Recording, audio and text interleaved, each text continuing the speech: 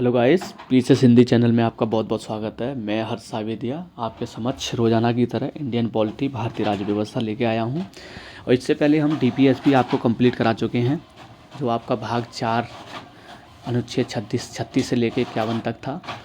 और इससे पहले लेक्चर आप देखोगे तो आपको मैंने बताया था कि यूनिफॉर्म सिविल कोड उत्तराखंड में लागू हो सकता है। तो कल ही इसकी न्यूज़ आई, जो सीएम है वहाँ के पुष्कर धामी जी उत्तराखंड के, उन्होंने ये बताया और उन्होंने लागू किया वहाँ पर उत्तराखंड में यूनिफॉर्म सिविल कोड। तो दो तरीके से प्रश्न बनेगा अनुच्छेद 44 से। फंडामेंटल ड्यूटीज़ को मैं अभी कराऊंगा, इससे पहले मैं आपको बता दूं दो तरीके से प्रश्न कौन से बनेंगे। एक तो बनेगा आज़ादी के बाद, आज़ादी से पहले या संविधान लागू होने से पहले ऐसा कौन सा राज्य था जहाँ यूनिफॉर्म सिविल कोड लागू था। सर्वप्रथम कौन से देश में, राज्य में था, तो आप बताओगे गोवा। 1968 में वहीं लागू हुआ था। फिर उसके बाद में आपको प्रश्न बनेगा कि संविधान लागू होने के बाद में ऐसा प्रथम राज्य कौन सा है, देश आज़ाद होने के बाद कौन सा है, तो आप बताओगे उत्तराखंड पहला राज्य है। एक और प्रश्न बनेगा ऐसे कितने राज्य हैं, तो आप बताओगे 2 राज्य हैं, उत्तराखंड और गोवा। फिर एक प्रश्न बनेगा स्टेटमेंट के माध्यम से या फिर मिलान करने से या फिर कैसे भी दे सकता है वो, कि यूनिफॉर्म सिविल कोड कौन से आर्टिकल में, तो आप बताओगे अनुच्छेद 44 में है। यूनिफॉर्म कोड किस में आता है, डीपीएसपी में आता है ना। इस तरीके से प्रश्न बनेंगे 4-5 जो ये। और टेलीग्राम पे मैं इसके डिस्क्रिप्शन में लिंक डाल दूंगा यूट्यूब के, तो आप वहाँ से ज्वाइन कर लेना। तो वहाँ से यूनिफॉर्म सिविल कोड के बारे में पढ़ने को मिल जाएगा। मैंने वहाँ पीडीएफ दे रखी है टेलीग्राम पर।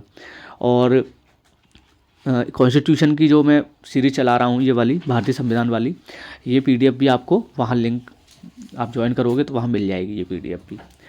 तो आपको अगर स्पीड वैसी लगे तो आप स्पीड में भी देख सकते हो ये सारी वीडियो, और पेन कॉपी से नोट डाउन भी कर सकते हो, तो जिससे कि आपके नोटर जो आपके बेहतर नोट्स हैं वो भी तैयार हो जाएंगे, है ना। तो आइए चलते हैं, आज देखते हैं फंडामेंटल ड्यूटीज़। तो ये नागरिकों के कर्तव्य हैं, है ना। और फंडामेंटल राइट्स वो तो थे ही, कर्तव्य के साथ ही अधिकार भी है, ठीक है। और ये पूर्व सोवियत संघ, जो जिसको हम यूएसएसआर बोलते थे या जिसको अभी रूस बोलते हैं, ये वहाँ से प्रभावित है, वहीं से लिया गया है मूल कर्तव्य। जैसे फंडामेंटल राइट आपको पता है यूएसए से लिया था। डीपीएसपी आपका जो राज्य के नीति निर्देशक तत्व हैं वो ऑस्ट्रेलिया से लिया था। ये यूएसएसआर मतलब रूस से लिया गया है। ये वाद योग्य नहीं है। जैसे फंडामेंटल राइट को हम सुप्रीम कोर्ट में चैलेंज कर सकते हैं आर्टिकल 32 के तहत, है ना। और डीपीएसपी को वाद योग्य नहीं है वो, क्योंकि चैलेंज नहीं कर सकते हैं। ऐसे ही ये वाद योग्य नहीं है। तो सिंपल आप समझोगे, जैसे फंडामेंटल राइट था वो नागरिकों के लिए, विदेशी नागरिकों के लिए, सबके लिए था, है ना। उसमें कुछ आर्टिकल ऐसे थे केवल देश के नागरिकों के लिए थे। और डीपीएसपी राज्यों के लिए, राज्यों का कर्तव्य है वो, ठीक है। और ऐसे ही ये नागरिकों के लिए है। इस तरीके से आप बातें याद रखोगे। सरदार स्वर्ण सिंह समिति बनी थी, आपको पता है, इमरजेंसी का टाइम था 1975, कांग्रेस की सरकार चल रही थी, इंदिरा गांधी जी वहाँ उस समय प्रधानमंत्री थी, उसी समय ये लागू हुआ था। भाग 4A में रखा गया है इसको, 51A में। और जो आपका संविधान, जो 42वां संविधान संशोधन 1976 है, उसके माध्यम से ये लागू हुआ। भाग 4A जिसको 51A बोलते हैं, इसमें 10 मूल कर्तव्य थे, अब बढ़कर 86वें संविधान संशोधन से 11 हो गए। आप देख सकते हैं ये 42वां संविधान, ये 86वां संविधान संशोधन, फिर उसमें टोटल 11 हो गए ये रहे। इसी प्रकार देखेंगे इसमें कुछ ऐसे कर्तव्य, ऐसे देश हैं जो डेमोक्रेटिक कंट्री हैं, वहाँ लागू नहीं है। जैसे आपको पता होगा अमेरिका में, कनाडा में, फ्रांस में, जर्मनी में, ऑस्ट्रेलिया में, ये ऐसे कंट्री हैं यहाँ ये फंडामेंटल ड्यूटीज़ लागू नहीं है, या उनको विश्लेषित नहीं किया गया है, उनका विश्लेषण नहीं किया गया है। कुछ चीज़ें ऐसी हैं जो समाजवादी देशों ने अपने नागरिकों के मूल अधिकारों एवं कर्तव्यों के बराबर महत्व दिया। जैसे जापान है, आपको पता होगा, जापान ने इसको महत्व दिया। रूस ने महत्व दिया, समाजवाद का जो नारा रूस ने उठाया। तो यही सारी चीज़ें हैं। और आपको पता होगा सरदार स्वर्ण सिंह समिति के माध्यम से ये बना। फिर आप देखेंगे आगे चलते हैं थोड़ा। राज्य का कर्तव्य आपको पता ही होगा, नागरिकों के कर्तव्य भाग 4A में है। ये नोट आप बात करेंगे। नीति निर्देशक तत्व समाजवादी, गांधीवादी, उदारवादी विचारधारा से प्रेरित है। तीनों विचारधाराओं से प्रेरित है आपका नीति निर्देशक तत्व, जिसको हम डीपीएसपी बोलते हैं। डॉक्टर भीमराव अम्बेडकर जी ने क्या कहा, डीपीएसपी का उद्देश्य आर्थिक लोकतंत्र की स्थापना करना है। कौन सा? आर्थिक, इकोनॉमिक डेमोक्रेसी। केएम पढ़िकर कहते हैं डीपीएसपी का उद्देश्य आर्थिक क्षेत्र में समाजवाद लाना है। आइवर जेनिक्स क्या कहते हैं, पवित्र इच्छाएं हैं डीपीएसपी। तो डीपीएसपी से रिलेटेड ये वाली बात कही। और कुछ आर्टिकल ऐसे हैं जिसको हम फंडामेंटल के कंपेयर में पढ़ते हैं, उनको वरीयता दी गई। डीपीएसपी के अनुच्छेद 39 बी और सी को फंडामेंटल राइट के अनुच्छेद 14 19 पर वरीयता दी गई है। आप पढ़ोगे तो आप देख लेना इसको।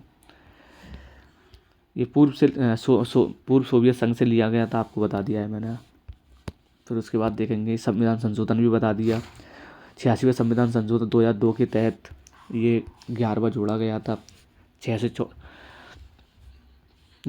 14 वर्ष की जो निःशुल्क शिक्षा है उसके बारे में ये कहा गया है।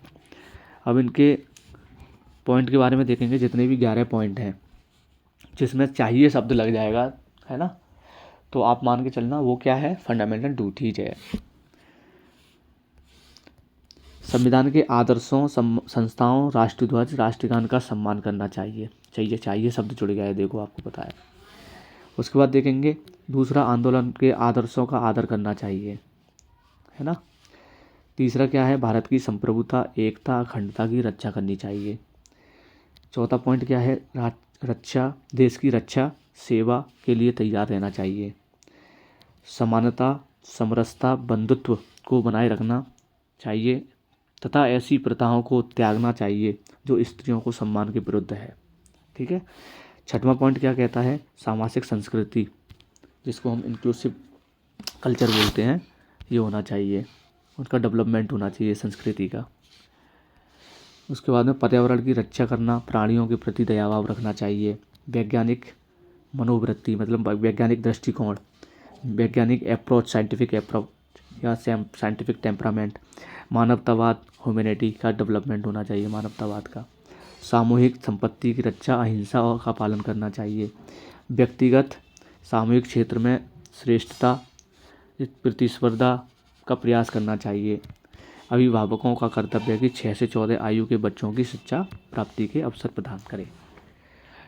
तो ये आप देखेंगे 6 से 14 वर्ष की, आपको पता है ये पहले डीपीएसपी में था, अनुच्छेद 45, फिर उसके बाद में ये मूल अधिकार बना 21A, आपको पता होगा, मैंने कराया भी है, इसको आप नोट करेंगे। फिर उसके बाद में ये चीज़ें, ये वाला पॉइंट भी आप याद रखेंगे, मौलिक कर्तव्य, मूल कर्तव्य केवल भारतीय नागरिकों पर ही लागू होते हैं। समाजवादी डीपीएसपी में क्या है, अनुच्छेद 38, 39 का, 41, 42, 43 का और 47, ये समाजवाद की धारणा है और डीपीएसपी में है। गांधीवादी विचारधारा देखेंगे, अनुच्छेद 40, 43 का, 46, 47, 48, इन अनुच्छेद को आप पढ़ोगे तो इसमें गांधीवादी विचारधारा की झलक दिखाई देगी। ये उदारवादी विचारधारा है, अनुच्छेद 44, 45, 48, 49, 50, 51। तो आप सारे आर्टिकल पढ़ोगे तो आपको पता चल जाएगा कि समाजवाद से है, ये गांधीवादी से, ये उदारवादी से। इनको नोट कर लोगे एक जगह तो आपको ये चीज़ें जब प्रश्न पूछेगा तो आपको बखूबी आप इसको देख सकते हैं और आपको सही लगा सकते हो आंसर को। 25वें संविधान संशोधन द्वारा नीति निर्देशक तत्व मूल अधिकार पर अभिभावी बनाया गया है ना। केशवानंद भारती केस में इस संशोधन को संवैधानिक घोषित किया गया है। मिनर्वा मिल्स और भारत संघ के बाद को कहा गया है कि मूल अधिकार और नीति निर्देशक तत्व एक दूसरे के पूरक हैं। मूल अधिकार और डीपीएसपी मतलब फंडामेंटल राइट और ड्यूटीज़ क्या हैं, और डीपीएसपी क्या है, एक दूसरे के पूरक हैं, कॉम्प्लीमेंट्री हैं। चलो आज यहीं छोड़ते हैं। इसको ज़्यादा से ज़्यादा लोगों तक शेयर कीजिए, है ना, लाइक कीजिए, कमेंट के माध्यम से हमें सुझाव दीजिए, चैनल को सब्सक्राइब कीजिए। डिस्क्रिप्शन में लिंक दे दूंगा टेलीग्राम का, आप उस लिंक को ज्वाइन कर लोगे तो ये पीडीएफ आपको टेलीग्राम पर मिल जाएगी। और भी पीडीएफ बहुत सारी मैंने दे रखी हैं। ठीक है, थैंक यू।